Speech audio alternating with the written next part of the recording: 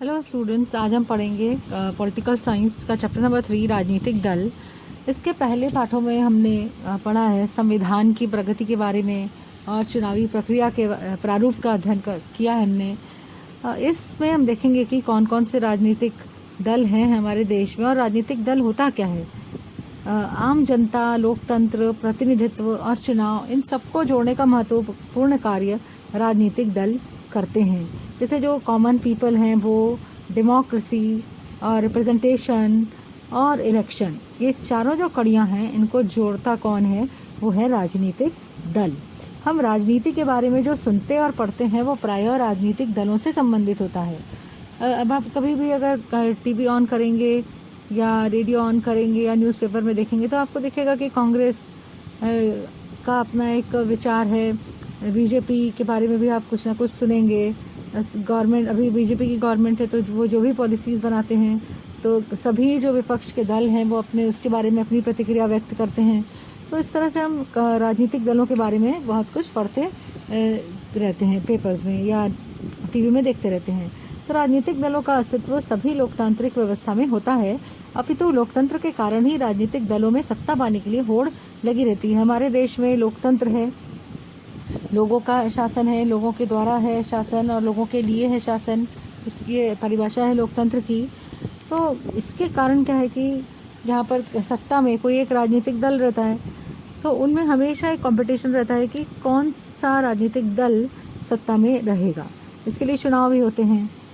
तो इस पाठ में हम देखेंगे राजनीतिक दलों के बारे में।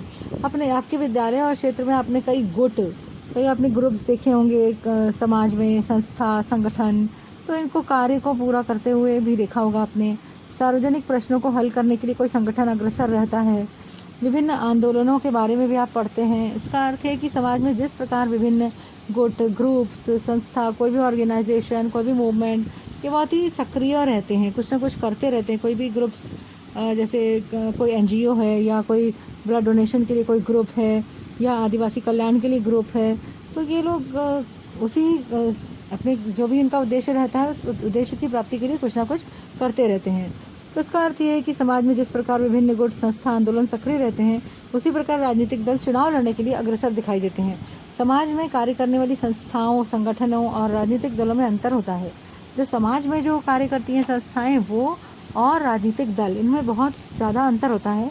राजनीतिक दल भी सामाजिक संगठन ही होते हैं, परंतु उनके उद्देश्य और कार्य पद्धति कुछ भिन्न होती है। वो दल ही होते हैं, दल यानी कोई एक संगठन ही होते हैं। वो उसमें उसका जो फॉलोइंग है, उसके मेंबर्स हैं वो बहुत ज़्यादा होते हैं, लेकिन उनके जो उद्देश्य है और कार्य पद्धति भी अलग रहता है। तो हम ये कह सकते हैं कि राजनीतिक सत्ता पाने के लिए जब लोग इकट्ठे आकर चुनावी प्रक्रिया में सहभागी होते हैं तब उन संगठनों को हम राजनीतिक दल कहते हैं।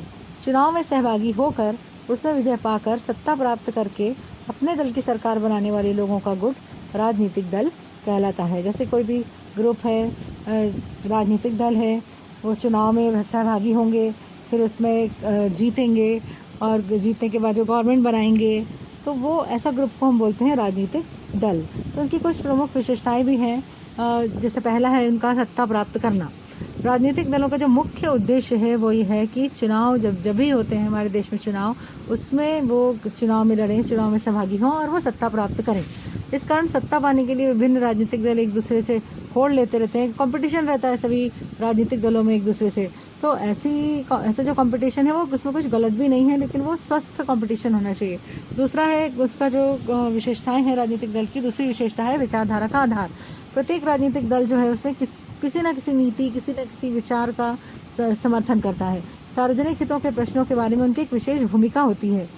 तो ये पूरे राजनीतिक दल, जो भी लोग होते हैं उस राजनीतिक दल में, उनकी विचारधारा एक जैसी ही होती है और वो जिनको सही लगती है वो उस राजनीतिक दल का समर्थन करते हैं। जैसे बीजेपी की एक विचारधारा है जो हिंदुत्व पर आधारित है और कांग्रेस पार्टी की एक विचारधारा है जो सेक्युलरिज्म पर आधारित है। तो जिसको जो सही लगता है वो उस राजनीतिक दल में उस राजनीतिक दल का समर्थन करते हैं। तो दल को लोगों का जो समर्थन मिलता है उसे दल का जनाधार कहा जाता है। वर्तमान समय में सभी राजनीतिक दलों की विचारधारा एक समान लगती है, जिसके कारण विचारधारा के आधार पर राजनीतिक दलों में अंतर करना कठिन हो गया है। फिर तीसरी उसकी विशेषता है दलीय कार्यक्रम। अपनी विचारधारा को प्रत्यक्ष रूप में लाने के लिए राजनीतिक दल उस पर आधारित कार्यक्रमों को निर्धारित करते हैं। सत्ता प्राप्त होने पर इन कार्यक्रमों को कार्यान्वित किया जाता है। जैसे किसी भी पार्टी का कोई एजेंडा होता है, वो बताते हैं चुनाव के पहले लोगों को, और बहुत सारी प्रोमिसेस करते हैं कि हाँ हम चुन के आएंगे तो ये सारी आपके वादे पूरे करेंगे। तो प्राप्त करने के बाद सत्ता जब उनको प्राप्त हो जाती है तो अपने कार्यक्रम को वो कार्यान्वित करते हैं। सत्ता न मिलने पर भी राजनीतिक दल कार्यक्रमों के आधार पर लोगों का समर्थन जुटाने की कोशिश करते रहते हैं। फिर चौथी उसकी विशेषता होती है सरकार स्थापित करना। राजनीतिक दल सरकार बनाकर देश का राजकाज चलाते हैं। अभी फिलहाल वर्तमान में हमारे देश में बीजेपी की सरकार है, और ये दल ये कार्य जो है वो दल करता है जिस राजनीतिक दल को चुनाव में बहुमत मिला है। यानी बहुत सारे वोटों से जो राजनीतिक दल चुन के आता है, सत्ता बनाता है, वो अपनी सरकार को स्थापित करता है।